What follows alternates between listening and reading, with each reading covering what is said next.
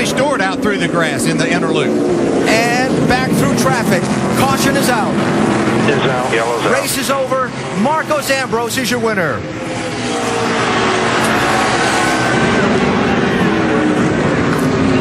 And Tony Stewart is up against the guardrail. Wow.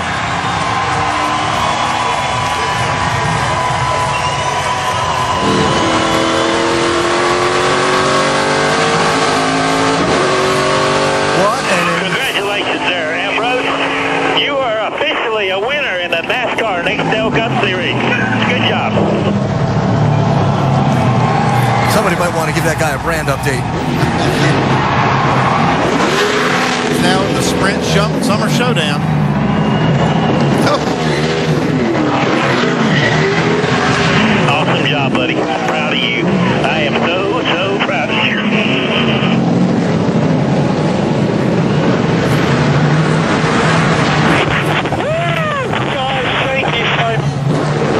Great to see Todd Parrott, the crew chief on this car, going back to victory lane again. So Marcos Ambrose gets what he's longed for such a long time. A win in the NASCAR Sprint Cup Series. Wild final couple of laps.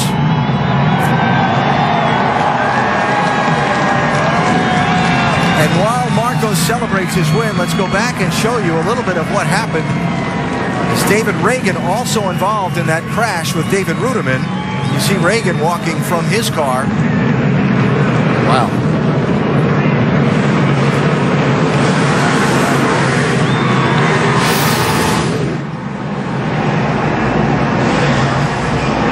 Oh, goodness. Six gets, it's like, oh my gosh. Goodness gracious. Wow. Like Morse said, got into the 6 car. David Reagan. Oh, my goodness.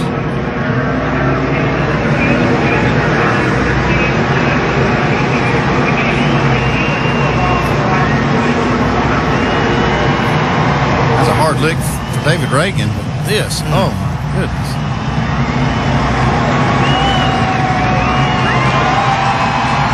Ron Fellows also into the wall in that.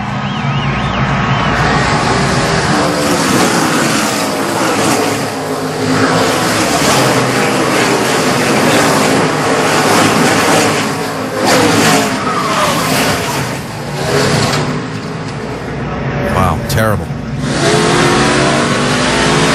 Still there, still there.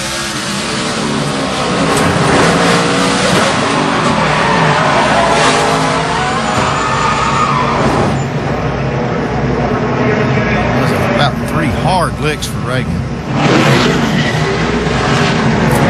Fortunately, David Reagan and David Ruderman climbing from their cars after those terrible hits on the last lap of the race.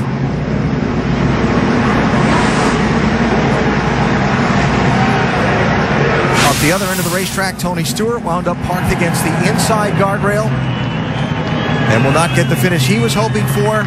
Marcos Ambrose managed to get by Brad Keselowski and lead the last lap of this race, and he's going to pick up his first NASCAR Sprint Cup Series win. It is 105th start. Todd Parrott, no stranger to victory lane, Dave. He just got a big bottle of water from Brother Brad. But Todd, you're back in victory lane, possible wild card berth, and Marcus Ambrose at Watkins Glen. What do you think? That's awesome. You know, to get that guy his first win, and for Stanley, Richard Petty Motorsports, all the things that's happened, you know, it's just, it's incredible. It's a tribute to the whole organization and a great race car and, you know, one heck of a race car driver. I'm so proud of him. Let me go see him. There he goes. Off to victory lane. Actually, there's Marcus right there.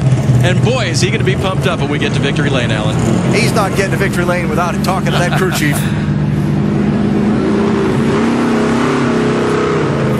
Marcus Ambrose, Todd Parrott giving us our Goodyear winning moment today here at Watkins Glen. What a feeling, that first win. Oh, yeah, just incredible. He's been so close, as we documented quite a number of times on these road course races. He's just literally the best road racer out here. All right, while we wait for Marcos to get situated in victory lane, Kyle Busch was the leader at that final restart. Vince? Well, certainly a frustrating finish for Kyle Busch, but it was such a great day. What happened there in turn one? Just knew exactly what not to do and did it anyways. Just got in there. Didn't think I got in there too fast, but car just didn't slow down the way I needed it to, and then it didn't turn the way I needed it to. Saw sprinkles on the windshield, but everybody else made it through there fine, so just screwed up.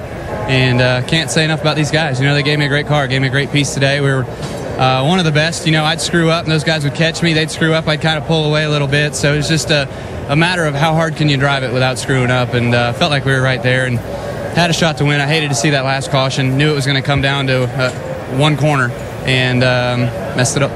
Disappointing finish, but a very solid day for Kyle Busch in the 18. They're the new championship points leader. Alan? Vince, thanks. So, only word I can keep coming up with is wild finish. The huge, awful crash back in the pack. The spin for Tony Stewart out at the inner loop that took out a potential good finish for him. And the hard racing that saw Kyle Busch leading at the green flag, but Marcos Ambrose leading at the checkered flag. Brad Keselowski leading for a short stint in between. But it'll be Ambrose celebrating his first NASCAR Sprint Cup Series win here at the Glen.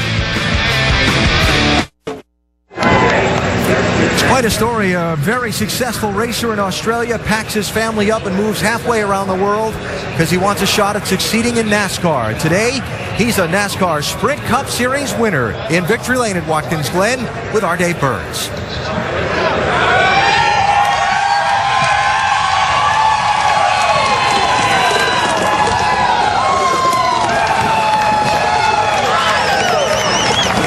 And we're letting him soak this one in just a little bit because he has celebrated here at Watkins Glen before, but it was never like this. Marcos Ambrose, what are you feeling other than a whole lot of Gatorade right now? Man, I've sacrificed so much to get here to finally win in here in Victory Lane in the Cup Series. It's a dream come true. I flew my kids home yesterday, my little one's first day at school. I was desperate to be there for her, and this kind of makes up for it. I just got to thank the Richard Petty Motorsports team, Stanley, DeWalt, everybody involved. Mrs. Petty's not doing so well at home. We wish her the best. This win's for her and the whole Petty family. To Richard and everyone else who gave me the chance, just thank you very much. We're winning in the Cup Series. To Stanley, it's just an incredible feeling, and I'm very, very proud. You qualify for the Sprint Summer Showdown now. You realize if you win Atlanta, which is not that bad an oval track for you, you could win $1 million for your charity, for a fan, and for you. I'll win $1 million for anyone. I don't care. I just want to get to Victory Lane again. It just feels great right now. It's just a dream come true. The fans out there that have supported Richard Petty and this whole team through the turmoil last year, we've got them back to Victory Lane, and we're just going to go onwards and upwards from here. Just a proud day. No one realises how much everybody puts in to try to get to Victory Lane, and when it actually happens, it's almost a surreal moment. You look around, Alan, at the faces in Victory Lane here. There are a lot that we recognize, and they're awesome to be back in Victory Lane. And Marcus is the guy who got him there. 34 years old, originally from Tasmania. What a story. And Marcos Ambrose is in Victory Lane here at Watkins Glen today. Now, all the craziness in the last couple of laps shuffled up the finishing order a little bit. Let's show you the top 10 finishers on the day. Brad Keselowski, Kyle Busch did get second and third, and some of the guys behind them. Jeff Burton gets his first top 10 of the year. Yeah, Joey Logano with a great job here in the Cup Series, getting a fifth place finish today. Both Richard Petty Motorsports cars in the top 10. A.J. Allmendinger rallying from being knocked out of the lead in the early laps of the race to record a top 10. Let's talk to some more of the finishers from today. Dr. Jerry Punch. Well, what an impressive performance by Brad Keselowski. And Brad, the crew said they should have beaten you up a long time ago. You get a win and a second after you got hurt. But let's talk about the final laps here. Take us through the restart for the green-white checker. You were third at the restart, but you're leading by the S's. Well, it was a heck of a restart there, into turn one. Kyle got in turn one pretty good, and it looked like he might have locked him up just a little bit and shoved up the hill and was able to get in underneath him. And I guess Marcus was in between both of us, and I didn't really know that. And when I got to the S, I had to make some room, or we're going to wreck all of them. So, it just you can see it right there, real tight there. But we made it all fit, and I had a good run coming into the inner loop, but just didn't quite execute the move. And I kind of feel bad about that. I was in position to win the race, but just wasn't quite good enough to beat Marcus. But he's so good here. He really deserves a win. And, if there's a guy to get beat by, and he's the guy, there's no shame in that. So, proud of the effort, proud of the weekend, and just the last 2 weeks have been amazing. Big questions were, how would you perform in the car and how would your back hold up? We know how you performed second. How'd the back hold up? It doesn't feel good by any means, but it's still, running well. You can get through a lot when you're running well, and these Miller Lite Dodge Chargers are fast. So, it hurts real good right now. All right, Brad Keselowski from 23rd to 14th in the points in the last 3 races. Vince. What a strong finish for Martin Truex Jr. Top 5 today, brings it home 4th. You guys were strong all day. How close were you to having a car that instead of 4th may have been 1st or 2nd? Well, we were real close there. Second to last restart, we got a little sniff of the lead. Just a little too tight on restarts to hang on to it with Kyle there. But just so proud of all the guys in my Napa Toyota, Napa Schick, everybody that supports this program. Just got to thank Michael and Rob Kaufman and all they do for this team. The guys back at the shop have been working really, really hard here lately, trying to get our stuff better. And I feel like we're getting closer. Today was a good day for us to gain some momentum and have a good run. And I want to say hi to Mike Gricci, my old crew chief back home. He's been healing up a little bit, and last time I got a top 5 here, he was my fill-in crew chief. So we did him one better today, and he was expecting it. So I just wanted to give a shout out to him. So I hope he's feeling better. And yeah, good day, and just proud of all the guys. They did a great job for me. Martin in the 56 team, 4th today, Shannon. Well, David Reagan released from the infield care center after multiple hard hits on that last restart. What happened?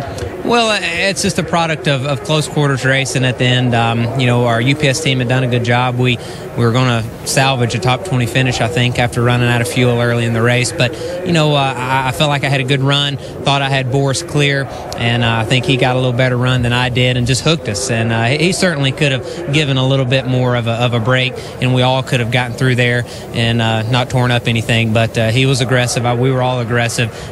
He hooked me and hit hard. Are you okay? Yeah, I'm okay. I'm sore. That was a hard hit. I looked down at my feet, my pedals, and my leg rests were all pushed over. It's a shame a racetrack that we go to in 2011 doesn't have a better wall design all the way around the racetrack. So hopefully they'll look at that. I've been to some dirt tracks that have better walls than that. So it was a hard hit, but our race cars are safe. Thanks to everybody back home that builds good race cars, and I can't wait to get to Michigan. Good to see David Reagan out of the infield care center. David Ruderman also over here. He's sitting on his golf cart. We obviously saw you get out of the car and kneel down. Where are you hurting the most right now? My pride mostly, but I know something come in and I kind of got in the uniform and ripped a hole in it there. So something flew in there and got a hold of my shin and ate it up a little bit. And I'm not exactly sure what, but just not a very good day for us. I got to thank everybody at Aaron's and Best Western and Tums, and the guys at MWR for building me safe race cars. And just a pretty dismal day all day, and it didn't look like we were going to finish all that well, but I didn't figure we were going to finish that bad. So disappointing. Didn't really need to happen, unfortunately, but that's just how it goes. We've seen you take some hard hits. Where does this one stack up? This is one of the bigger ones, I would say, but it's part of the gig. You sign up to do this stuff. Every once in a while, you can hit something, and as fast as we're going, you hit stuff pretty hard. So I'm good. We'll be ready for Michigan next week, and but I'm thinking where I hit probably be a good place for safer barriers. So maybe we should look at that next time we come back. But overall, okay, and ready to get out of here. A lot of hard hits here today at Watkins Glen, Alan. Yeah, there sure were a lot of hard hits. Look at the mess that car is. They probably won't run that one again. Yeah, and I'll have to say that both of these drivers handled that situation very well. They're right about the safer barriers. I have to take a look at that. And I thought David Reagan was very composed in talking about that situation, that he could have got a little more of a break right there. There were some tempers back in the garage after this. Boris said is the driver of the 51. And he and David, the contact there was what started the whole incident. Well, David said he thought he gave him enough room, but Boris comes on, and you have to get back on the track right there, but all it takes is a little bit of a lift of the throttle to make everything. These guys weren't going to win the race. You just make it around. You're on the last lap. Greg Biffle was right behind this incident. That's Biffle back there in the red, white, and blue car. Yeah, he got a pretty good view of this. His teammate taking an extremely hard hit. Yeah, Ruderman even harder. Biffle was a lap down, so he was just finishing the race. He did have